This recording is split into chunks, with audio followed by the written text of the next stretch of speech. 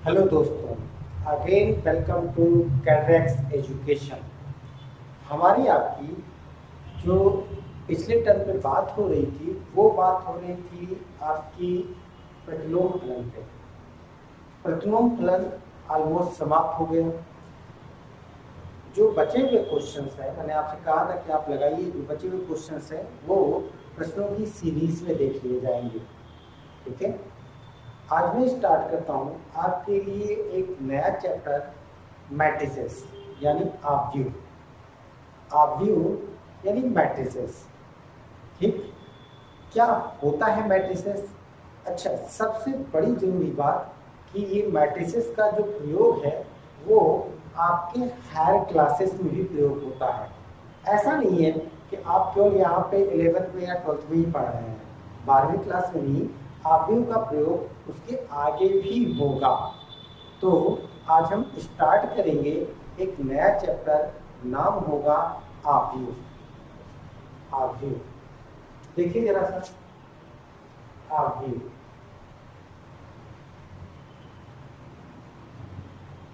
Matrices.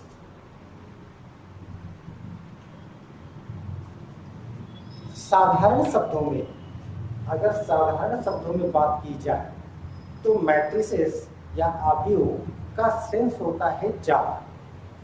साधारण शब्दों में अगर बात की जाए तो मैट्रिसेस या आव्यूह का जो सेंस होता है वो होता है जाल। जाल यानी बहुत सारी चीजें एक तरीके से बैठाई गई हैं, वो आपका आव्यूह कहलाता है ना? बात समझ में आ रही है? ठीक, तो हम बहुत सारे स्वतंत्र अवयवों को, जब मैंने आपको यहाँ पढ़ाना चालू किया था तो सबसे मेरी फर्स्ट लेक्चर में आपने देखा होगा मैंने गणित की परिभाषा बताई है। ठीक, और मैंने ये कहा था कि गणित का मतलब सह विज्ञान जो कि अवयवों पे काम करता है, यानी बहुत सारे अवयवों को लेकर के जोड़ना, घटाना, गुणा, भाग, अरेंजमेंट, ये सारी चीजें गणित में ही संभव हो पाती हैं। ठीक, गणित एक तरीके से सह विज्ञान है जो कि पूरी तरीके से विज्ञान की क्या करता है, हेल्प करता है, उसको पढ़ने में मेरी मदद करता है ना? तो हम यहाँ पे पूरी तरीके से बात करेंगे आव्यूह की। आव्यूह है क्या?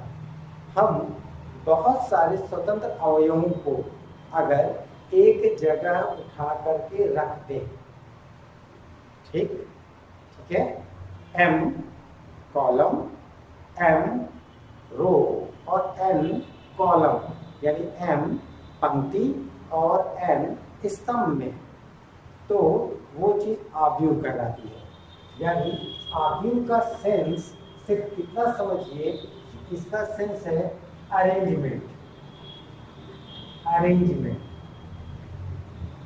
अरेंजमेंट यानी व्यवस्थित करना, यानी व्यवस्थित करना। क्या व्यवस्थित करता है साहब? व्यवस्थित करना। क्या व्यवस्थित करता है साहब? आव्यूह व्यवस्थित करता है स्वतंत्र अवयवों को, स्वतंत्र अवयवों को। ठीक, किसमें व्यवस्थित करता है? पंक्ति तथा स्तंभ में। पंक्ति तथा स्तंभ में, यानी ये अरेंजमेंट व्यवस्थित करता है पंक्ति तथा स्तंभों के रूप में। यानी एक तरीके से ये व्यवस्था है अलग अलग अवयवों को लिखने की।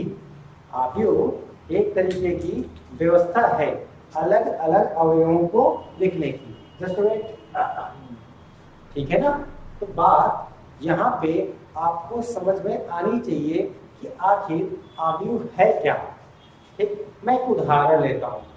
जैसे मान लीजिए कि किसी शहर, किसी इकाई या किसी व्यवस्था में मुझे ये पता करना है कि कितने बच्चे हैं, कितने पुरुष हैं, कितने स्त्री हैं।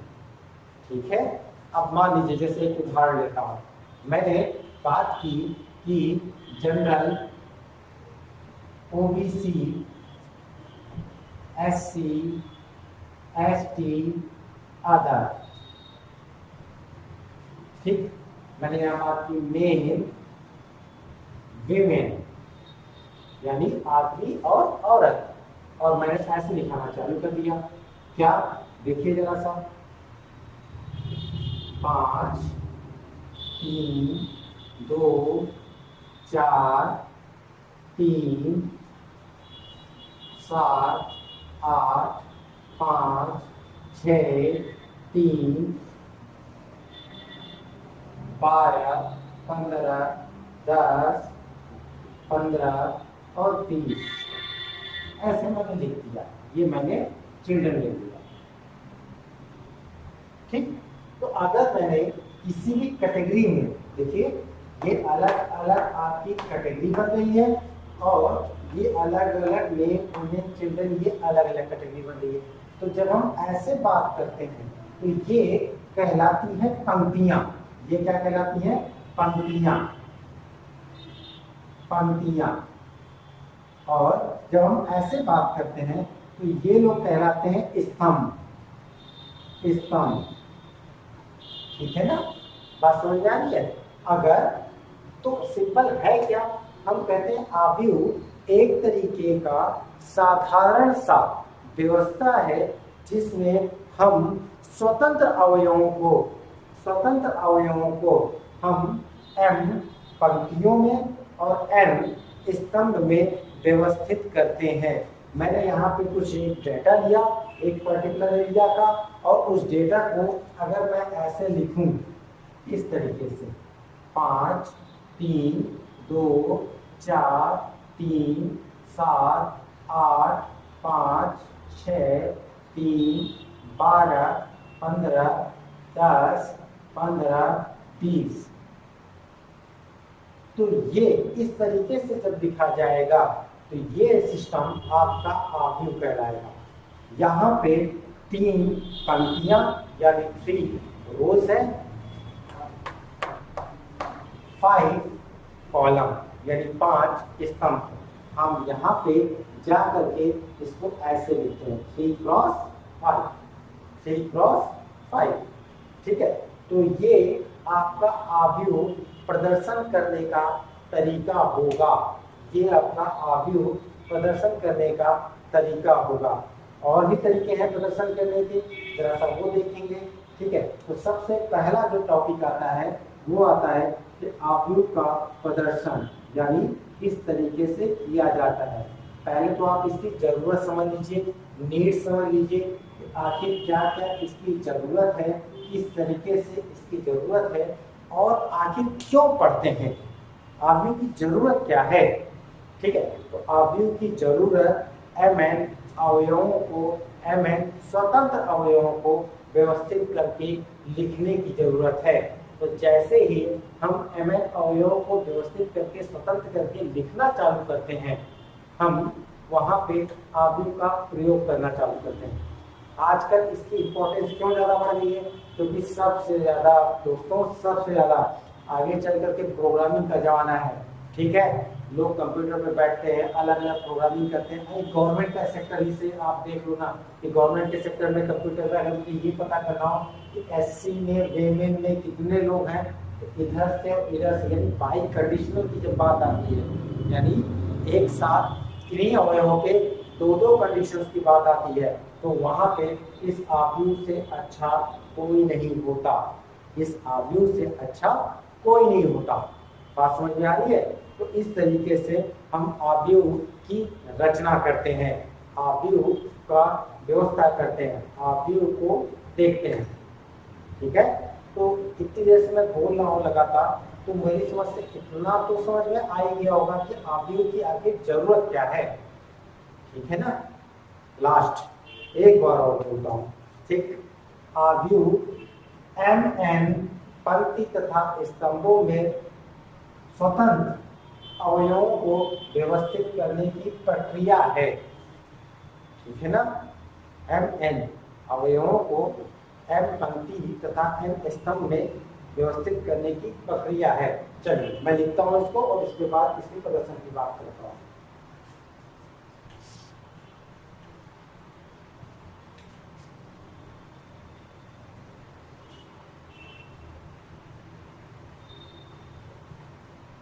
परिभाषा क्या है?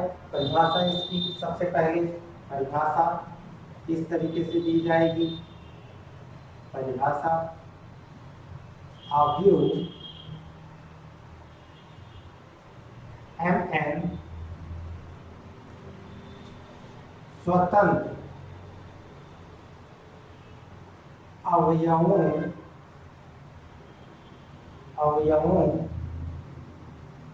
को M पंक्ति तथा N स्तंभ में व्यवस्थित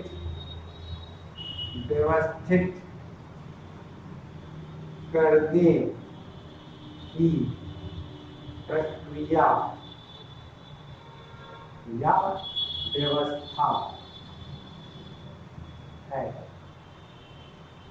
ठीक, Mn स्वतंत्र अवयवों को M पंक्ति तथा N स्तंभ में लिखने की व्यवस्था है। ये सिंपल। ठीक, कैसे प्रदर्शन किया जाता है? अभी तो एक तरीका बताया आपको। ठीक है, क्या प्रदर्शन है इसका? देखिए जरा सा, जैसे हमने ऐसे लिख लिया 3 5 2 4 1 0 7 3। अब ये दो पंक्तियां हैं, 4 कॉलम है, तो 2 गुणे 4 ऐसे भी कोष्टक के अंदर रखा जाता है। यानी यहाँ पे ये बड़ा कोष्टक ऐसे बनता है। ठीक है, तो इस तरीके से एक व्यवस्था होती है। कई बार ऐसे भी बनता है, इस तरीके से 5 3 2 1 4 5 2 3 -1। अगर ऐसे भी लिखा जाता है, ये 3 क्रॉस 3 का है। कई जगह बड़ी क्लासेस में ऐसे भी लिख देते हैं, यहाँ पे 2 लाइनें खींच देते हैं। ठीक है, और ऐसे 5 3 2 1 -7 0।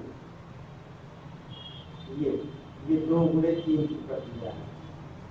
ठीक, ये बात समझ में आ रही है? तो ये अलग अलग रूप हो गए आपके अवयवों को प्रदर्शन करने के। ये अलग अलग रूप हो गए आपको अवयव को प्रदर्शित करने के। ठीक, ऐसे भी लिखा जाता है, जहाँ पे ये बड़े ब्रैकेट के साथ होता है। ऐसे भी लिखा जाता है कि इस तरीके से छोटा ब्रैकेट लगा दिया तब भी ये अवयव माना जाता है।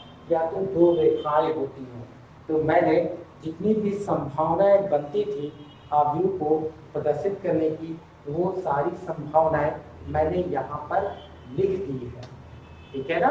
बात समझ में आ रही है? तो इस तरीके से आप यहाँ पे अवयव को देख सकते हैं।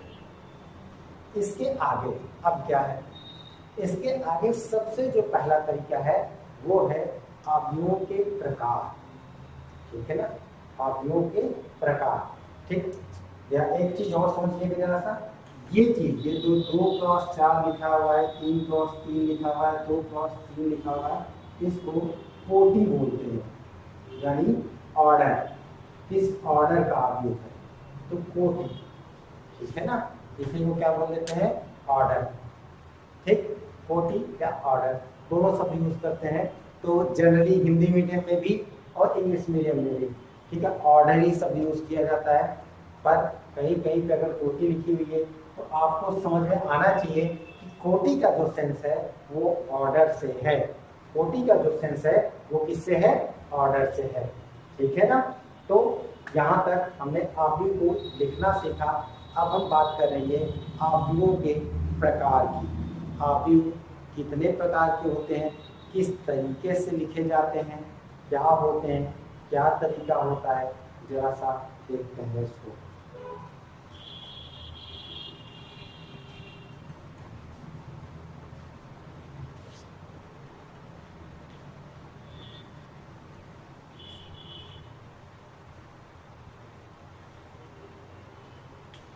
सबसे पहले अवयवों के प्रकार। ठीक, अवयवों के प्रकार।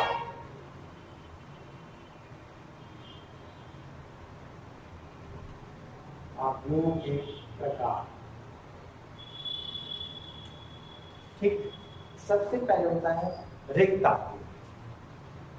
सबसे पहले क्या होता है, रिक्त अवयव।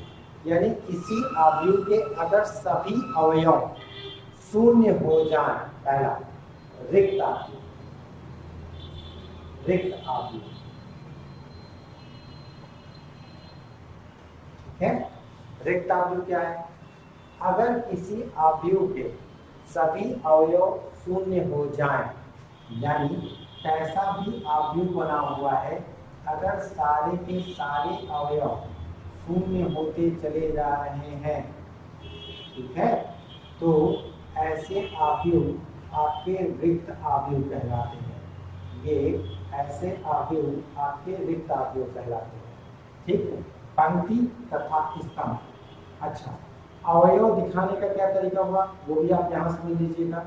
अवयव प्रदर्शन कैसे किया जाता है, अवयव प्रदर्शन, ठीक है। तो अवयव प्रदर्शन जनरली छोटे ब्रैकेट में AIJ ऐसे करके लिखा जाता है, ये आपका अवयव प्रदर्शन होता है, ठीक।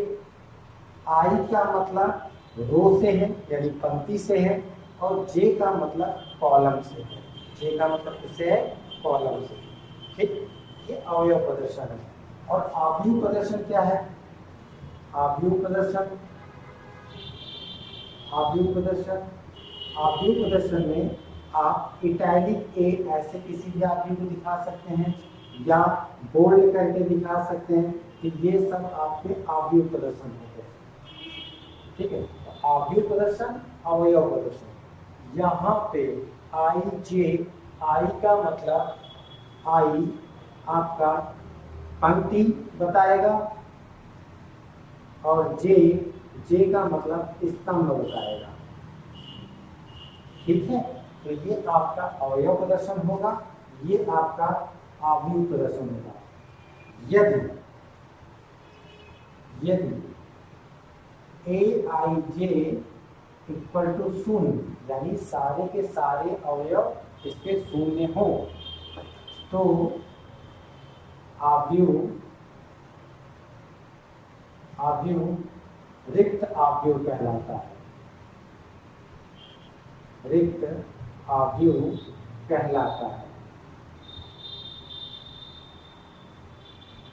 ठीक। ये सबसे पहली बात थी, ये सबसे पहला आपका अवयव था रिक्त अवयव।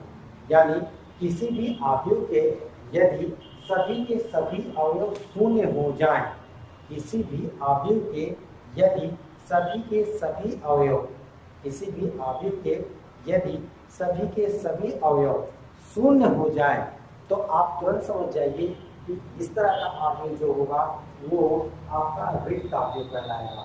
इस तरह का जो भी अवयव होगा वो कैसा होगा, वो आपका रिक्त अवयव कहलाएगा, ठीक है। जरा सा अगला देखते हैं, बताओ, चलो, ठीक है दोस्तों। इसका अगला है पंक्ति अवयव या स्तंभ अवयव। तो पंक्ति अवयव, स्तंभ अवयव को ही मिला करके सदिश अवयव बोला जाता है, ठीक है। देखिए जरा सा, सदिश अवयव, दूसरा सदिश अवयव,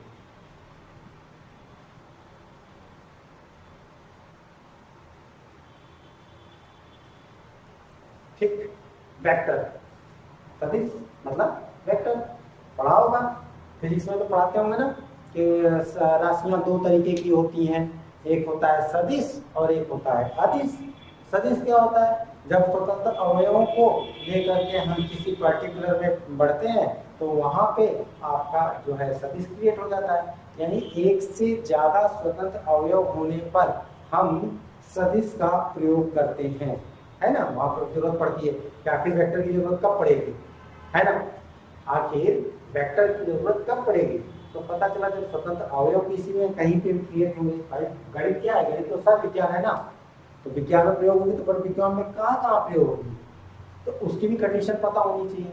तो जब भी हम सदिश की बात करते हैं इसका मतलब स्वतंत्र अवयव। अब सदिश अवयव किसे कहते हैं कि अगर कोई अवयव या तो m×1 का होगा या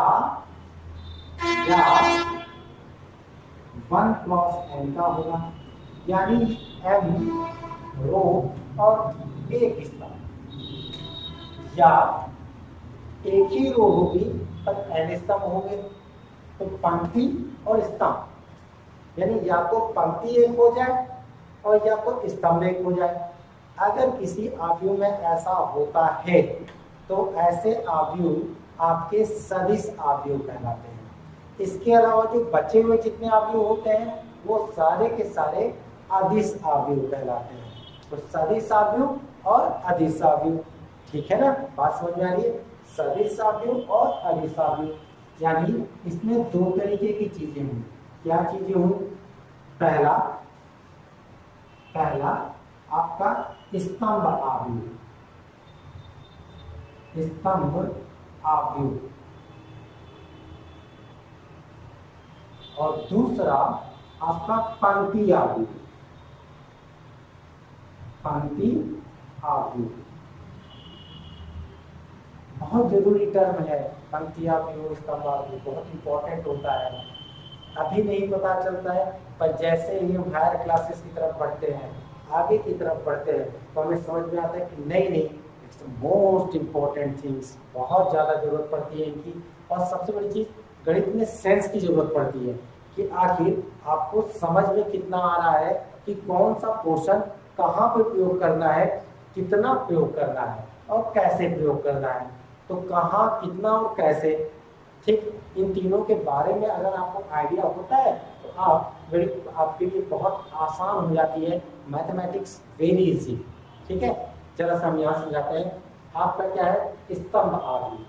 ठीक, स्तंभ आव्यूह का मतलब स्तंभ एक होगा, यानी कोई ऐसा हो 8 3 2 1। अब ये देखिए एक स्तंभ है और पंक्ति कितनी है? 4, तो 4 क्रॉस 1 का ये स्तंभ आव्यूह होगा।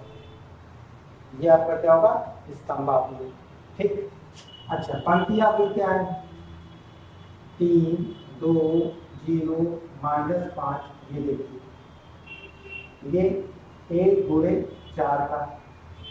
तो जब भी इस तरह के आव्यूह लिखे जाते हैं जहां पे या तो आपकी पंक्ति और या तो आपका स्तंभ दोनों एक हो जाए, अगर स्तंभ एक हो रहा है तो स्तंभ आव्यूह कहलाएगा, अगर पंक्ति एक हो रही है तो पंक्ति आव्यूह कहलाएगा। इन दोनों को ही मिला करके क्या बोला जाता है? सदिश आव्यूह। अगर इससे ज्यादा संख्या बढ़ती है, यानी आप ये कह सकते हैं कि स्तंभ आव्यूह का मतलब यहाँ n बराबर 1, स्तंभ कितना हो जाएगा? 1, और पंक्ति आव्यूह का मतलब m बराबर 1। तो हम किसी भी, अब परिभाषा लिखना बहुत आसान होता है, हम लिखेंगे यदि किसी भी आव्यूह में स्तंभ की संख्या इकाई हो जाए, यानी 1 हो जाए, स्तंभ की संख्या इकाई हो जाए, तो ऐसे आव्यूह आपके स्तंभ आव्यूह कहलाते हैं। ठीक, यदि किसी आव्यूह में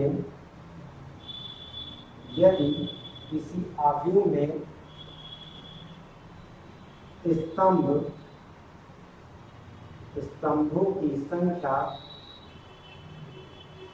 इकाई हो जाए तो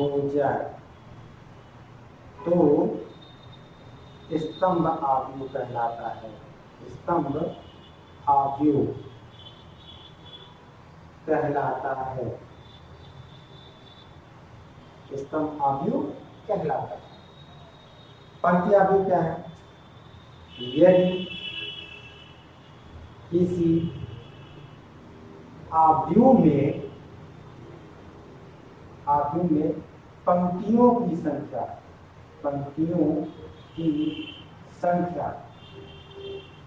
इकाई हो जाए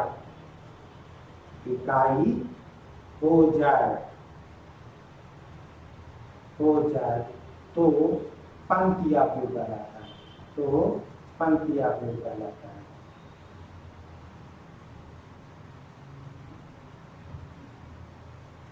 ठीक, तो ऐसे आपने सीखा पंक्ति आव्यूह और स्तंभ आव्यूह। ठीक है, इसका आगे चलते हैं, अगला नेक्स्ट देखते हैं।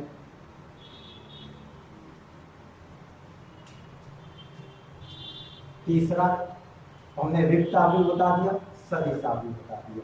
ठीक है, अगला देखिए क्या बता रहे हैं अपन।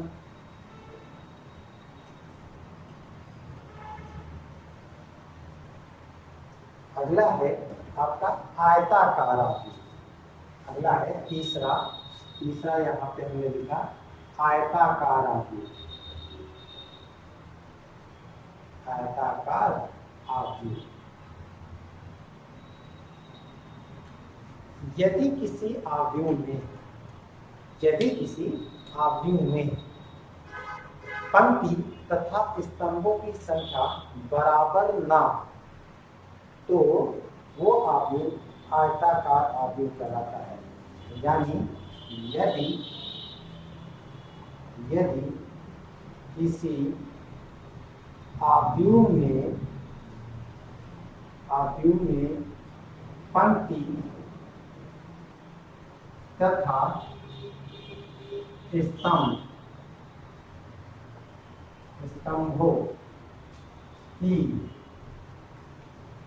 की संख्या बराबर ना हो तो